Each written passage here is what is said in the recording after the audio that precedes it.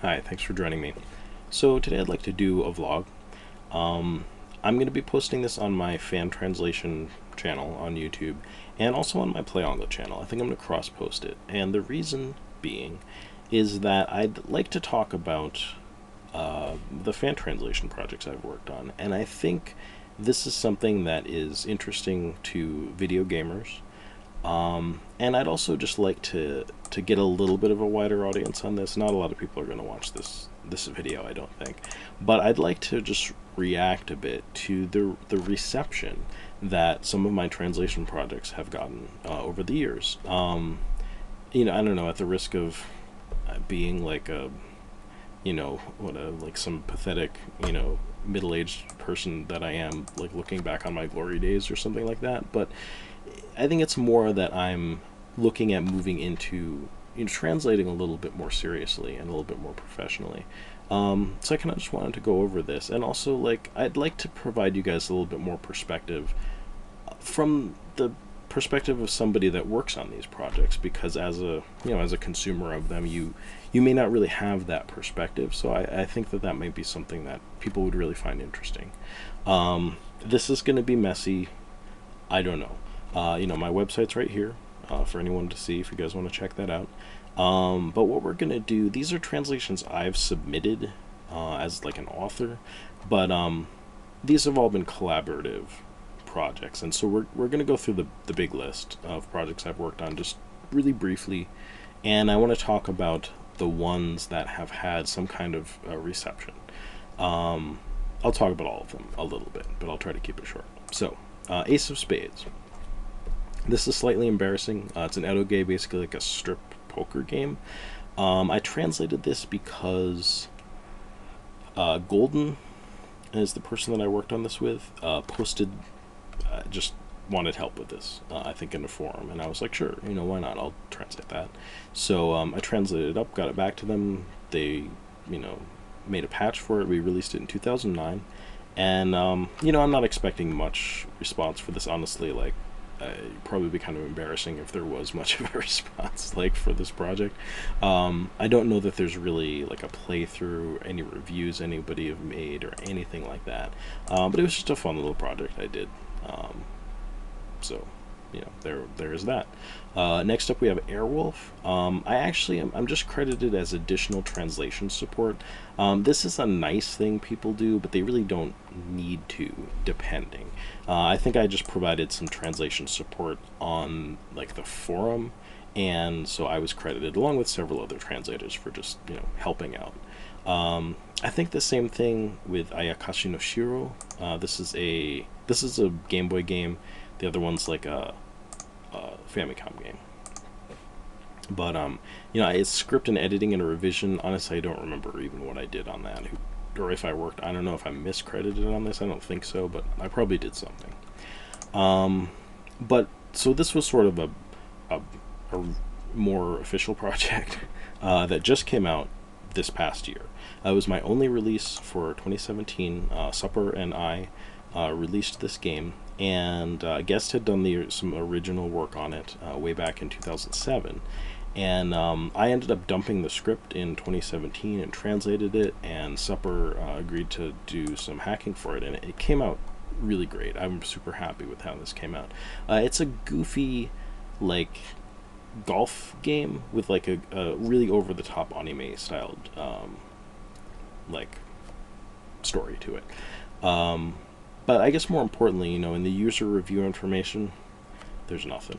And we're going to see some user reviews, but that's one thing that I think, if you guys play a fan translation and you like it, the way it's supposed to work is that you're supposed to go to romhacking.net, you're supposed to get the original ROM. Here it's named. Here's a CRC32, so you can check. I mean, if you dump your own, you can check it against actually, we should probably have other hashes for the ROM, but anyway, you're going to want to have something that matches that, and then you apply the patch. It's super easy. There's patching programs on the site, and you just I've provided the patch in several formats.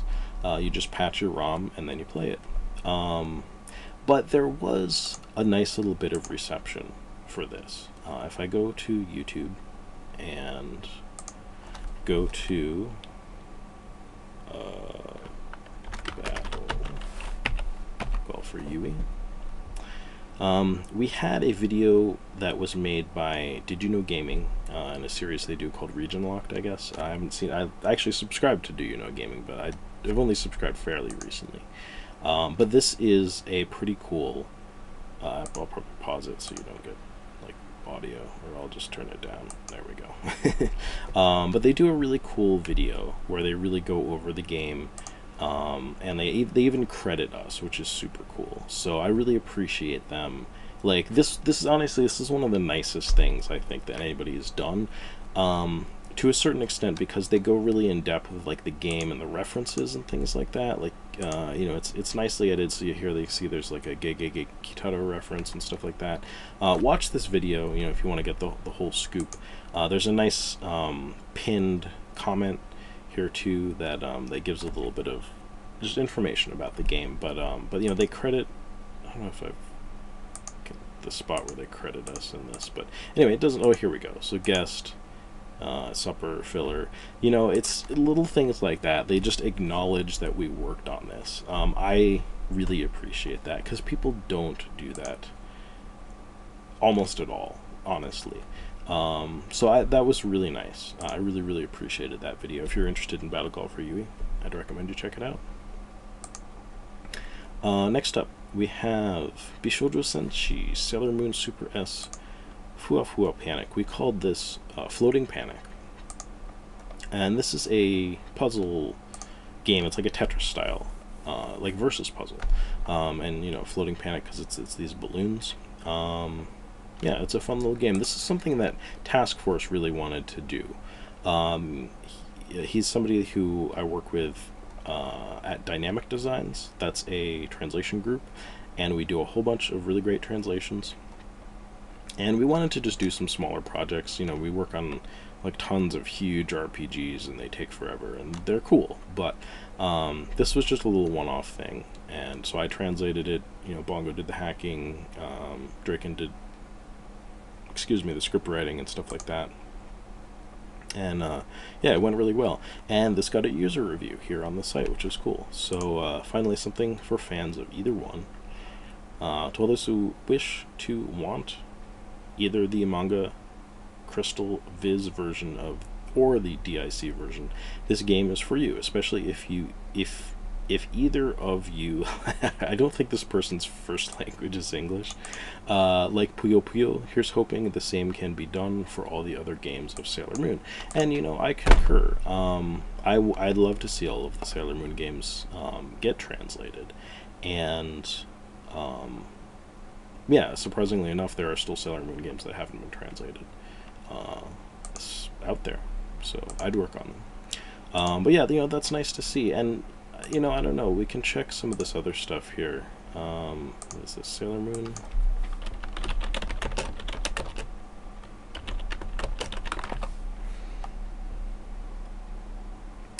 You know, there's a long play that was from 4 years ago. You know, it's a little hard to tell, but I don't think there are many videos up of, you know, like of this game, of our translation.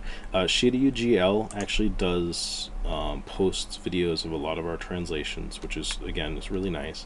And I think they write for Nintendo, it's not Nintendo Age, Nintendo Life. I was thinking of Atari Age, I think. So they write for Nintendo Life, I think. And so they'll do articles. A lot of times these translations will show up on Nintendo Life, which also is super cool. I really appreciate that. And yeah, so a lot of times you know, they posted like 15 minutes of gameplay. They don't do any discussion. They just do some gameplay, and you know, you can see how the game plays, and you know, the little bits, you know, the stuff we worked on for the translation, character names. There's some in between like scene dialogue and stuff like that. But anyway, yeah. So yeah, you know, again, in terms of reception, I don't know if well, I guess I can't avoid that. We'll check out GameFAQs.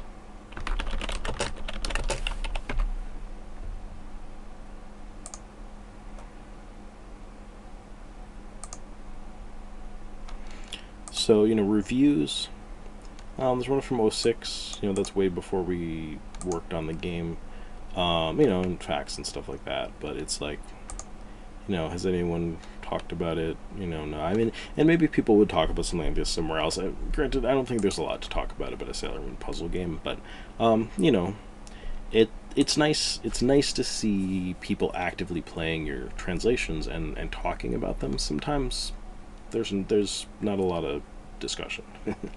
But this next one, this was a cool project, Bubblegum Crash, on the PC Engine, and I feel like this is one of the most well-received projects that I've worked on. Actually, it at the time I think was, well, I mean, at the time it was the one I was most proud of, but for quite a while after, I think it's been one of the ones I've been the most proud of. Now, this is something that I did the translation for. I think I dumped the script myself, and then Dave Shadoff helped me out doing the script editing and revision. He kind of like play tested the game and did all of that stuff. I super appreciate that. I think he did a great job. And Tomathius did the hacking on this. Again, awesome job. I love how it turned out. Now, are there a couple little things here and there that I would maybe readdress now? Absolutely, yeah. But we released this back in 2007. It was a pretty early project for me. And, there weren't a lot of TurboGrafx 16 translations. I mean, this is probably, TurboGrafx 16 English translations. We actually still only have 25 results, And granted, I mean, the PC Engine maybe doesn't have, like, the most games on it, but it certainly, there's a lot. I mean, another of the 25 was one that David and I worked on, also, this Maze in the Coco. We'll come back to it. But anyway, so are there any Are there any reviews? Nope. But when I say it was well received, what I'm talking about is, so Bubblegum Crash on the PC Engine. Psycho Mog did a full playthrough on this, and this is a little hard for me because if you actually go here, we can see that this person passed away. This is a pinned comment. In fact, it was only about a year ago. Well, I don't know. It was edited a year ago, so I guess it was in 2015 that Jeremy passed away.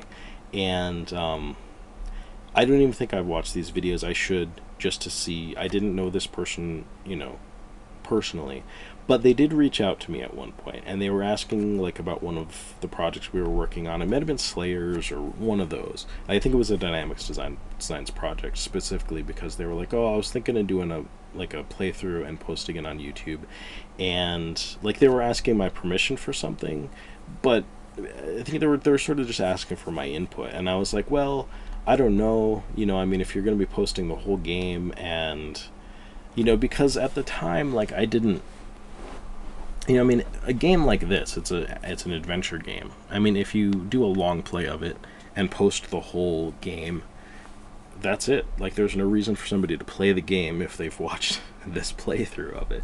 But I've come to really appreciate, even specifically this playthrough that Jeremy made, because I can come and I can watch it. Somebody who translated the game, and I'm not going to play. I did play through the game once. I'm not going to play through it again, and I can kind of revisit it, And I think, in the ensuing years, certainly since this was posted in 2014, it's become much more common for people to post gameplay videos, and I wouldn't have reacted the way that I did, I think, had it been a few years later. But I could tell that I think it caught Jeremy off guard, and I think he felt a little, offended, like I didn't think he should be like doing this, and I guess it's just especially poignant since he's passed away. Like, it's okay that he did this. I actually really appreciate it. So I can't tell that to him now anymore, but we still have his video of this, and I think that's really great, and I enjoy watching it once in a while just to see my translation. It's fun. But not only that, you have this person here, Isimus Prime, did a little bit of a playthrough. I think this was about a year ago, in 2017. I haven't actually finished watching this, but I think I watched the first one maybe around when it came out. and this person actually like talks during it, and I think that they have kind of a fun playthrough. And this was actually talked about by another guy that I follow. What is it? Retrocore. And this Retrocore 3 volume 19, he just goes through, I don't know, just a bunch of random old games. But I love this video, just of him talking about our translation project of Bubblegum Crash. Again, I don't know that he really, credits us a whole lot. I don't even know where is it towards the end. I don't know, man. Is it still in here? It's here somewhere. Anyway, well, I don't know. Doesn't even look like it's in here. Is this the right video?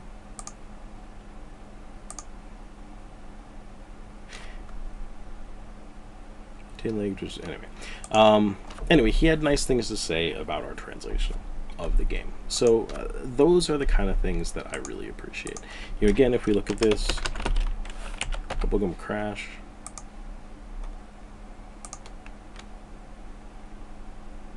there isn't much up here, but actually, well, no, because this was in 2010. When did we release this? Oh, 2007.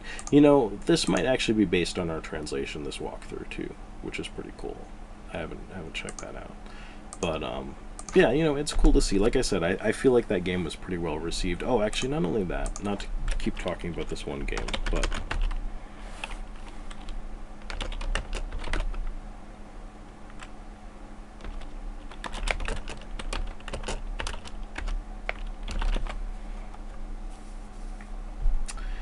this is also probably my favorite thing, one of my favorite things related to a translation project that I've done.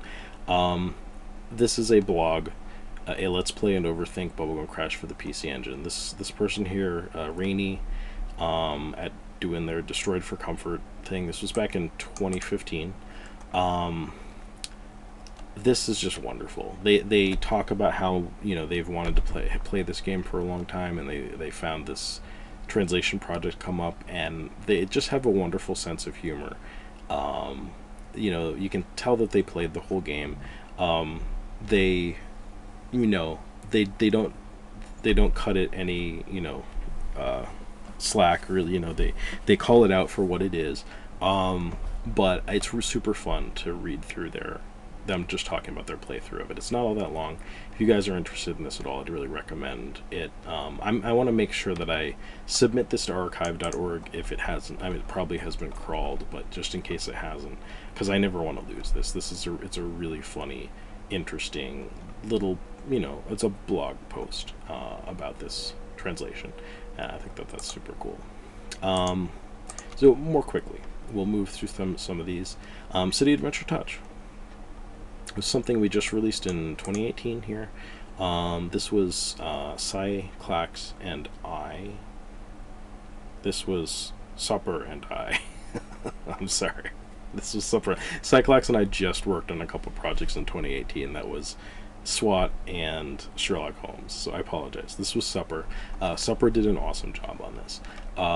We did this right after right after Battle Call for Yui. And this is just a goofy adventure game. I don't really fault people for not jumping all over this with a lot of reaction, but again, no user reviews here. There is a little bit on it. There's no YouTube videos, I can tell you that to start with. I don't think there's anything on GameFAQs, but if we do a little search, let's see, City Adventure Touch Mystery of Triangle. Let's see some of the stuff that I've clicked on now. Let's try a re-east.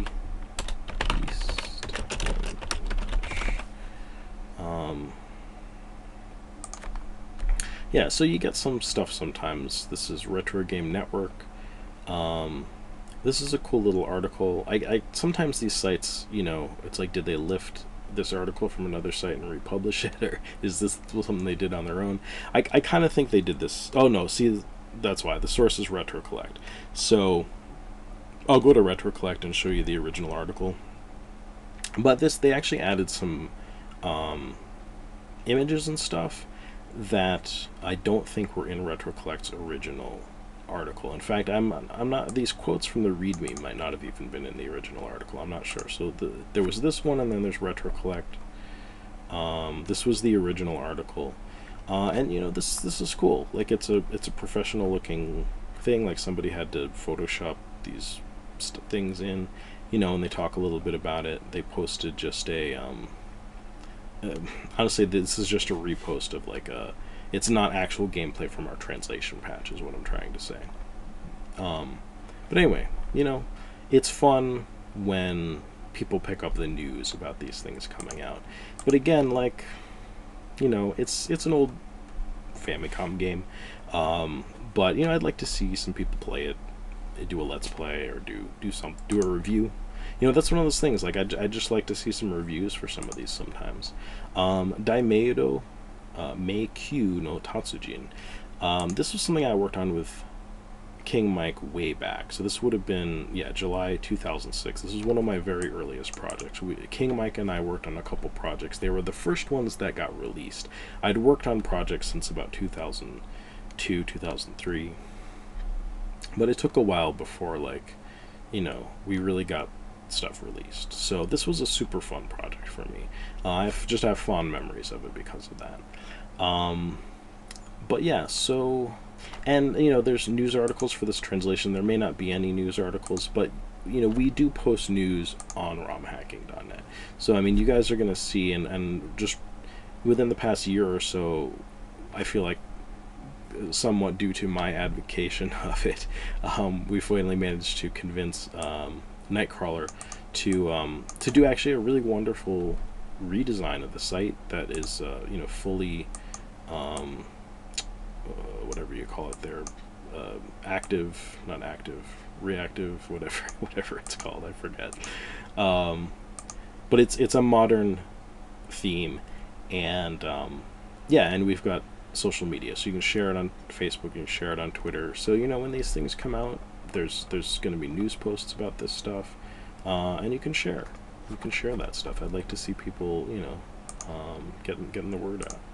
But yeah, so I don't think that there's too much about this. I think there is one video that somebody did of our translation of our playthrough of our translation. Now, what's a little bit annoying is I see this TN King Mike, and what I think that this is you know, a pre-patched ROM that somebody downloaded. And I'm not here to get on your case and crucify you because you downloaded a pre-patched ROM, but that's not the way you're supposed to do it. And the reason is because we provide translation patches that are to be applied to the original ROM. And the reason that we do that is because the original ROM is not our intellectual property. You know, copyright laws have not changed, despite, you know, the times changing. For better or worse, they are the way that they are, and we, you know, we don't own the original rights to the original ROM, and so having the original ROM and all of its information distributed along with our translation is really against the spirit in which we release the translations. The translated materials should remain separate from the original ROMs. You should acquire the original ROMs on your own, and you should apply the patch to them. But that said, you know, somebody took the time to play. I don't know if they played through the whole game, but I have a feeling, you know, you could probably finish this game in an hour. It's a really cool, like, maze-based puzzle game, and it's, you know, it's nothing earth-shattering. But the translation was super fun for me to do. You can see there's lots of little, you know, jukebox things, and you run into all these characters. There's these puzzle segments. I kind of forget exactly how it all works, but you're trying to make your way through this maze. You're just trying to get out, and each level is like a maze. So you collect all these items, and you have to collect hearts. Like your life goes down as you move through the dungeon. Like, I don't know if it's, I think it might be time based. It's a super cool game. You know, for what it is, an old Famicom game that never came out here. You know, you've got this guy. Where do you get these? Bizarre. It's like, it is bizarre, I guess, but it was fun to translate. So, Daikaiju Monogatari. I didn't do much on this. I'm listed as translation support, so you know, I'm sure I helped translate some stuff. This was a Dynamic Designs release, and it's a cool game. Super Shell Monster Story. I'd recommend you guys check it out, but I didn't have a lot to do with that. Doremi Fantasy graphics text translation. This I didn't have much to do with either. It is a project I'm kind of proud to have a credit on, though, because it's an RPG-1 project. It may be the only RPG-1 project that I'm credited on, actually. I guess in association with Gaijin Productions. Gaijin Productions is super familiar, but I don't remember who that is. They've done a bunch of stuff. I think that... Oh, last month I had 2014. I don't know. Oh, actually, here we go. Yeah, Web Archive. They're defunct. I feel like they were older. RPG-1 was older. Chris RPG passed away. You know, I'll go ahead and bring this up. This is my projects page. This is Chris. He passed away in 2007. It was just tragic. It was just tough. I mean, he was probably around the same age than I am now, you know, in his early 40s. You know, I was a few years younger than him, you know, maybe like 10 years younger than him, probably, approximately, probably a little less, when we were hanging out doing translation projects together, you know, and you know, he had a site, RPG-1. They released, you know, several really cool translation projects, Doremi Fantasy being one of them. And yeah, I just remember like emailing back and forth with Chris, and he was such a cool guy. He got me into this hobby. I probably wouldn't be doing this if it weren't for Chris RPG. So so I'm really glad that I'm credited in this. But again, it was like a little bit, along with a whole bunch of other people, Satsu and King Mike, and you know, all these people, and these are some of the guys that would do translation back in the day, Faraday and stuff like that. He worked with the Dynamic Designs when they weren't Dynamic Designs. That was almost a little before my time, but obviously, you know, I was active then. Energy Breaker. So this is a project I'm pretty proud of, but it's kind of, I look at it as sort of Satsu's baby, you know. He or she, I'm pretty sure it's a he, worked super hard on this and really made this game and this translation what it is. Nesquik too. But I remember when, you know, other people may remember it differently, but very distinctly, I was looking for projects to work on, and I saw that Nesquik had this game kind of languishing around, and I think they were asking for help with it, and I reached out and I was like, hey, do you need help with this? And they were like, yeah. So they got me some of the script, and they're like, you know, go for it. So I started translating it. But right around that time, they also found like several other translators interested in working on it. So we all split the script up and translated individual parts. And then it went on into a relatively lengthy production period, which it had already been through like quite a long production as it was. But anyway, Energy Breaker. It's a very, very interesting, I don't know, does Nesquik still have his weird site up? Oh no, this is Udachi. I think this is Satsu's site. I could be wrong. But anyway. Oh, I didn't realize, wow, Balls and Gideon Z tested this. That's very interesting. Anyway, I mean, Gideon Z is still doing stuff, but Balls, I don't know. Anyway. Yeah, so there's one review here. Just one for like a relatively major RPG on the Super Nintendo, but that's totally cool. I'm really glad that Claviaturist did a review right on the site. There are, I don't know if there are any reviews on GameFAQs. There's nothing. It's so weird. There's some good walkthroughs. I don't know if Richie did this one based on ours. I mean, you know, the translation that was eventually released. But what I wanted to highlight is, if you look up Energy Breaker, SNES Drunk. I've mentioned SNES Drunk before, maybe at least once. This dude is super legit, and I really appreciate that they're willing to, you know, highlight strange and interesting games on the Super Nintendo that, you know, maybe people aren't super familiar with, and, you know, even if they're like sometimes fan translations. This is a really nice, cool video. It's only 3 minutes long. It doesn't get super in depth, but this is a good video if you guys just want a little preview into Energy Breaker and what it's all about. Check out SNES Drunk's video. It's super cool, and you know, as there is a full playthrough of this on YouTube also. I mean, it's, yeah. I think it was probably this one. There's a speed run that's new. Yeah, I think it's the Sinrevi. Anyway, it goes on forever. It's got like, you know, 50, 60, 70 entries into it because it's a long game. But you can also check out some gameplay of it. It's a cool game. I haven't actually played through the whole thing. I just played a little. God, we just released this. This was Dynamic Designs. What's been nice about this is a little more of a high-profile Super Nintendo RPG, and for some reason people have really latched onto this for doing Let's Plays a little bit more than some other stuff. No reviews here yet.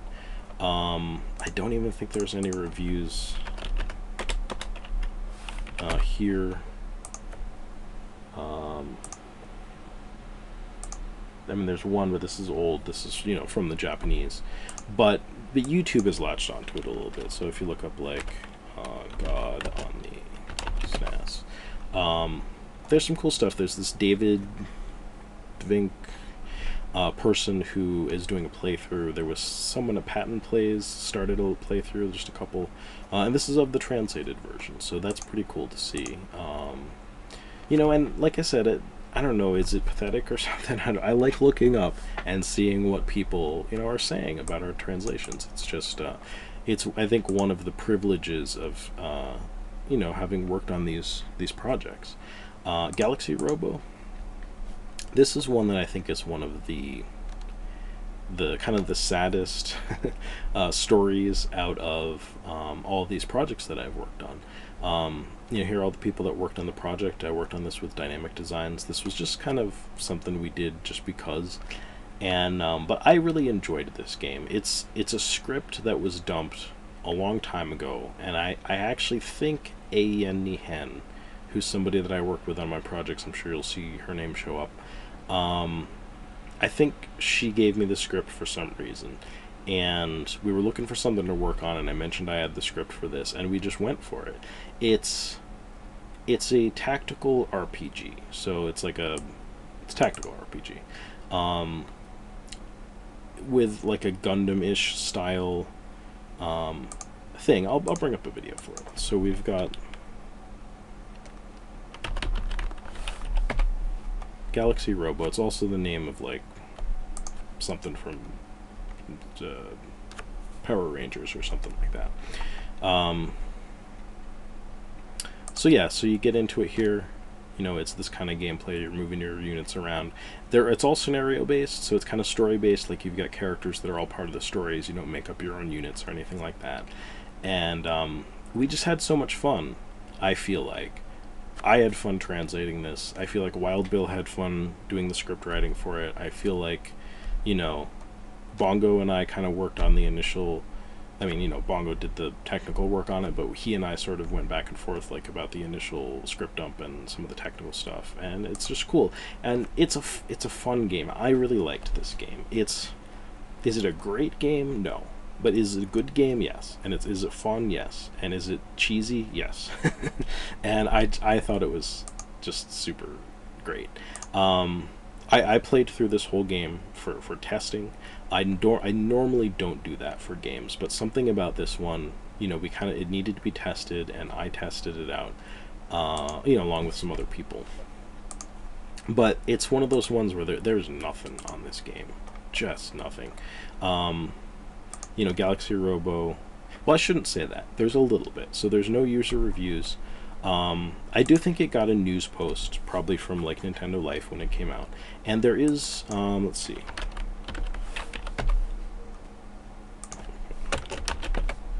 Shiryu GL did do a post to it, so I really appreciate that. I don't wanna like discount. I'm not erasing the contribution. Shiryu GL was definitely on top of this when we released it. There were a couple of good news posts, and I really appreciate people getting the word out like that. Um,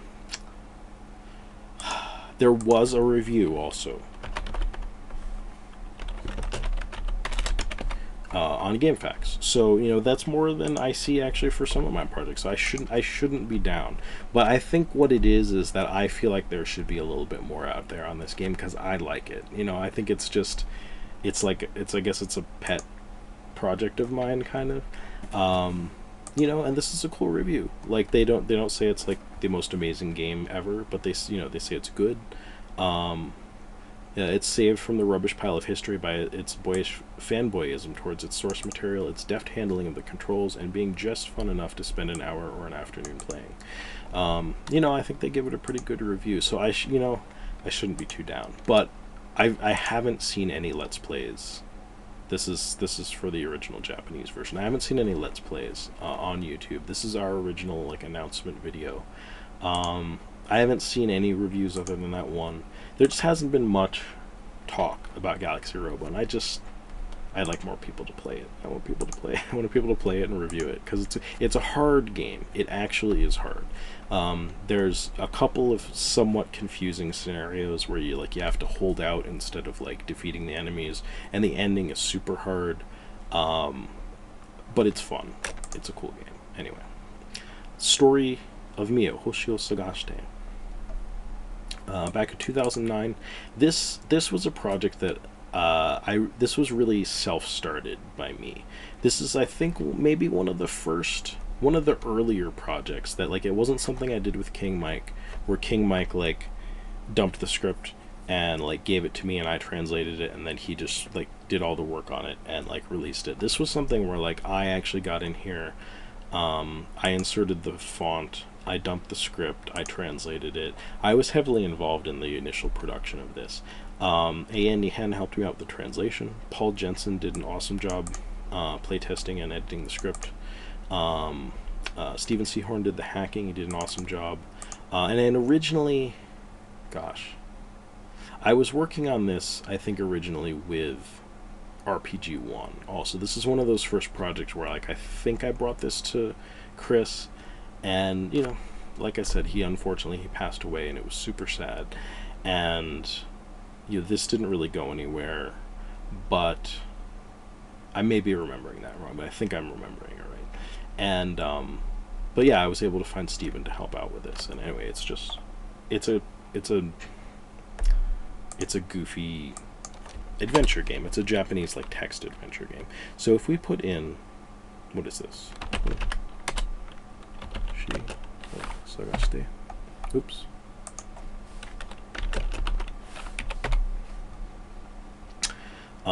Yeah, so there's just a little bit of video material on this. This was me posting a little preview. But this one, you've got the normal ending and the bad ending. And this is one of the very first games on a console, I think, to have multiple endings. I don't know that I can claim it's the first. It may be, but that's kind of a bold claim, and I'd have to back it up. But it's an early game.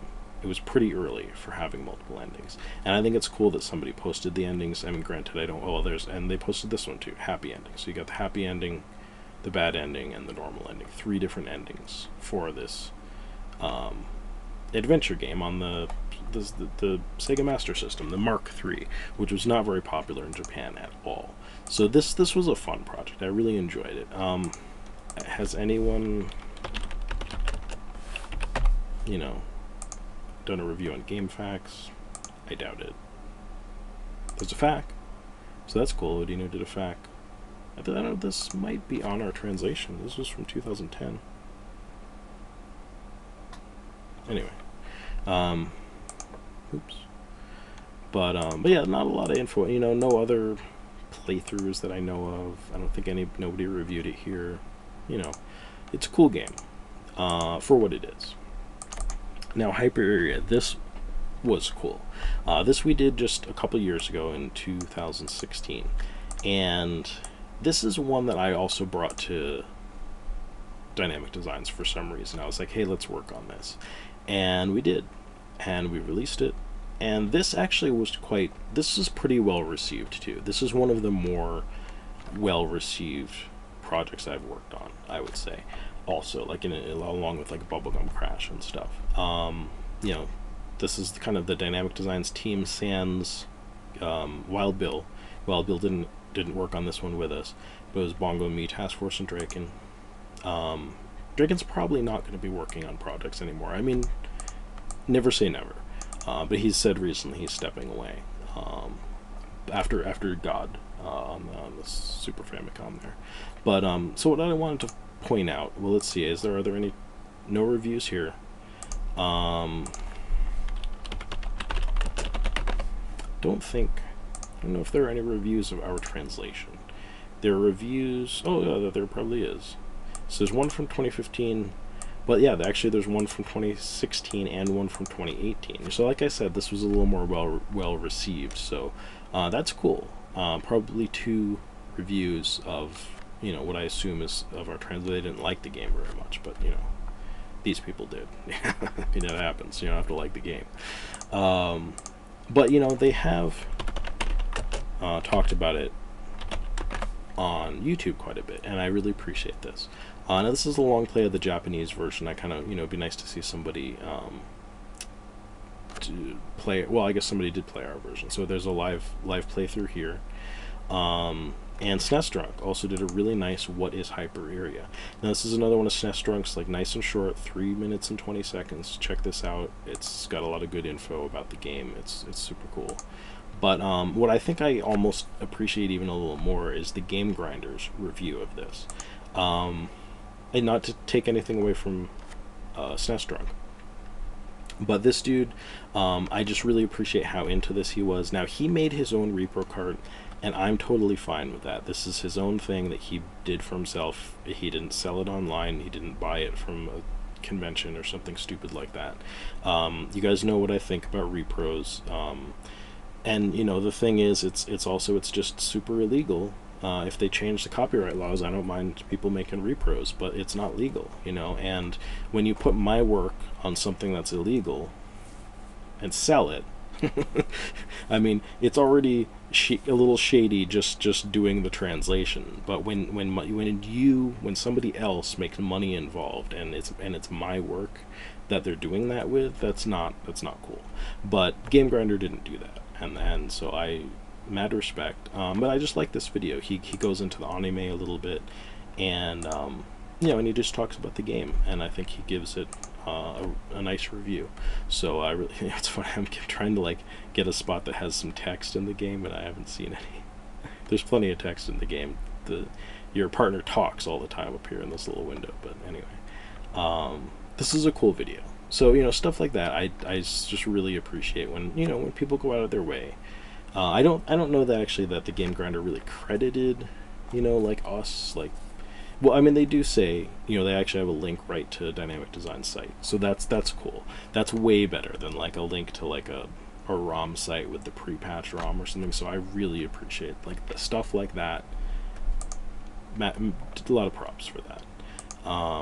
So that was super cool. Kala no Tsurugi. This was my first released project, not the first one I worked on. This was with King Mike. Satsu helped me out and did the editing, and I mean, honestly, like, it was my first translation project. So, and it's also like an old, crummy Famicom game. No reviews. Honestly, I don't care all that much. This is a super great game, but it's an early RPG, and it's super interesting if you are interested in like the history of Squaresoft and Final Fantasy and things like that.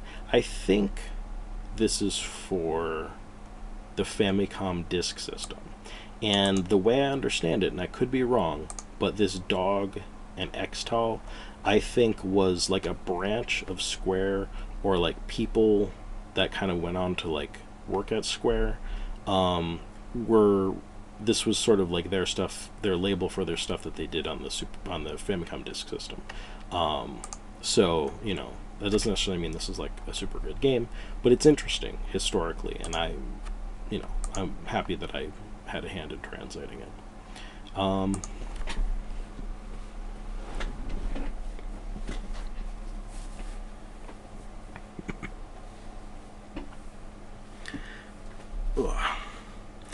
Excuse me. So this video is going a little long, so I think what I'm going to do is split it up. So we've gotten down to Kishindoji Zenki, and I think that's around halfway. So why don't we pause here, and I'll do a part 2, and I'll go ahead and just talk a little bit more about my project. I hope you're enjoying this, and if you are, or even if you aren't, if you want to check out some of my other content, and you do like it, I hope that you will click a like, and I hope that you'll subscribe, and I hope that I'll see you again for more video game and anime related videos. Take care.